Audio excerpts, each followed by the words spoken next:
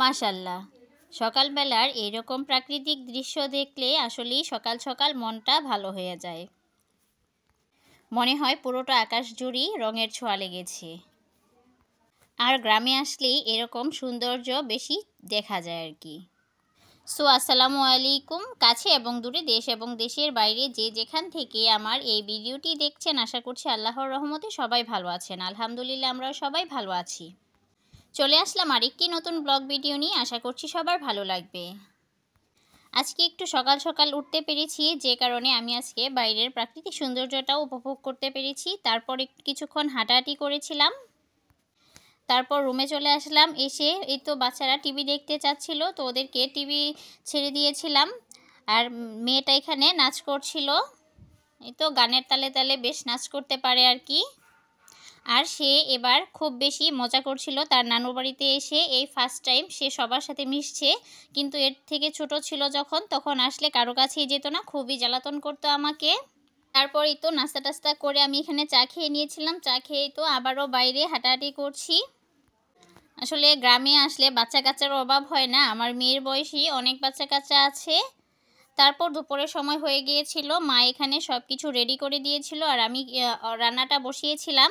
যেহেতু বাচ্চা কাচ্চাও আমাকে ডিস্টার্ব করে না, সারাদিনই খেলা নিয়ে ব্যস্ত। বড় মেয়েটা তো আমি কাছেই পাই না বললেই চলে, খাওয়ার সময় ওকে খুঁজে পাওয়া যায় না।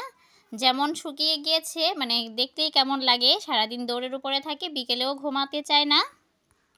সেই সকাল 7:30টার দিকে উঠে আবার রাতে ঘুমায়, এই এক অবস্থা আর কি। আমিও কিছু বলি না, যেহেতু বাসায় গেলে আবার সেই বন্দি জীবনই পার করতে হবে। যাই হোক, শরীরের যাই হোক, সে তো আনন্দ করতে পারছে, এটাই বড় কথা। আবার একটু অসুস্থ হয়ে গিয়েছে, সেজন্য একটু বেশি খারাপ লাগে আর কি। দুইটা বোনেরই ঠান্ডা লেগে গিয়েছে। এই তো কথা বলতে বলতে আমি মাছগুলো ভেজে নিয়েছি, তারপর মশলাটাও কষিয়ে নিয়ে আমি এখানে টমেটোটাও দিয়ে দিয়েছি। এখানে আমি মাছ বোনা করে নিব। আর এখানে ছিল পাঙ্গাস মাছ, আর আরেকটা কি জানি মাছ ছিল, তো ওইগুলোর চামড়া ছিলে ফেলা হয়েছে, সেজন্য আর কি বোঝা যাচ্ছে না কোনটা কি মাছ। আমি একসাথেই ভেজে নিয়েছি। আমার মেয়েরা যেহেতু পাঙ্গাস মাছটা পছন্দ করে, তো আমি যেখানেই যাই না কেন, আসলে এই মাছটা থেকেই যায় আর কি। তারপর এখানে কলা দিয়ে মাছ দিয়ে রান্না করা হচ্ছে। আর আমি গ্যাসের চুলায় রান্না করছি, আর আমার মা মাটির চুলায় এখানে কচুর লতি যেটা, ওটা রান্না করছিল আর ভাত রান্না করছিল, তো ওগুলো আর ভিডিও করা হয়নি। এই তো আমি এখানে ঝোলের একটু পানিটাও দিয়ে দিয়েছি। তারপর এই তো কলার তরকারিটাতেও আমি এখানে ঝোলের জন্য পানি দিয়ে দিয়েছি। তারপর এখানে আমি মাছগুলো দিয়ে দিয়েছি। আসলে এই তরকারিটা আমার আব্বা খাবে, তো আব্বার কি ওনার অনেক সমস্যা, যেহেতু সব খাবার খেতে পারে না। কলার তরকারি কিংবা পেঁপের তরকারি, এ ধরনের খাবারগুলোই মূলত উনি খেতে পারে। এই তো মাছ ভুনাটা প্রায় হয়ে গিয়েছে, কলার তরকারিটাও হয়ে গিয়েছে। আমি দুটো তরকারিতেই ধনেপাতা দিয়ে দিয়েছি। তো রান্নাবান্না শেষ করে আমি একটু বাইরের দিকে গেলাম, গিয়ে দেখি বাচ্চারা এখানে গাছ থেকে জাম্বুরা পাড়ছিল। তো আমাদের গাছে দুটো জাম্বুরা ছিল, তো ওরা পেড়ে নিয়েছে, ওরা এখানে ভর্তা বানাচ্ছে। তারপর গিয়েছিলাম পাশের বাসার।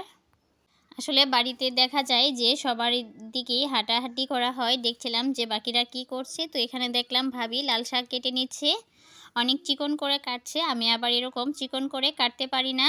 যাই হোক, হাঁটাহাঁটি শেষ করে আবার বাড়িতে চলে আসলাম। এসে আমি এখানে তরকারিগুলো অন্য একটা বাটিতে ঢেলে নিচ্ছি। তারপর আমরা এখানে দুপুরের খাবার দাবার খেয়ে নিয়েছিলাম, খেয়ে কিছুক্ষণ রেস্ট করেছিলাম। বাচ্চারা তেমন একটা ঘুমাতে চায় না, ছোটো মেয়েটা শুধু যে কোনো একটা টাইমেই একটু ঘুমায় আর কি, আর সারাদিনই দৌড়াদৌড়ি করতে থাকে। তারপর বিকেলের দিকে আবারও বাইরে একটু বের হলাম, দেখছি বাচ্চা কাচ্চারা এই তো খেলাধুলা করছে। এই তো ছোটো মেয়েটাও ওদেরকে দেখছে। আসলে এই বয়সটাই খুবই মজার এবং আনন্দের থাকে, যেহেতু অন্য কোনো টেনশন থাকে না, একটাই টেনশন যে পড়াশোনা করতে হবে। আর যাবতীয় সকল টেনশন থেকে ওরা মুক্ত থাকে।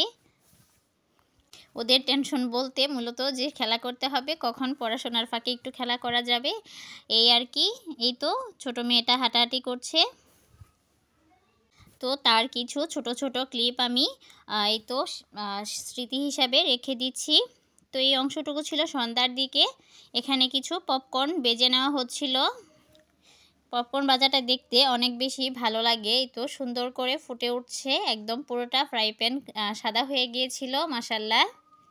তারপর পাশের চুলায় এখানে পুলি পিঠা বানানো হবে, তো এটারই প্রিপারেশন নেওয়া হচ্ছে। এখানে নারিকেল গুড় দিয়ে ভালোভাবে, তারপর একটু দুধ দিয়ে ভালোভাবে নেড়েচেড়ে পুরটা রেডি করা হচ্ছে। তো আজকের ভিডিওটি আমি এখানেই শেষ করছি। সবাই ভালো থাকবেন, আমাদের জন্য সবাই দোয়া করবেন। পরবর্তী ভিডিও দেখার আমন্ত্রণ রইল। আসসালামু আলাইকুম, আল্লাহ হাফিজ।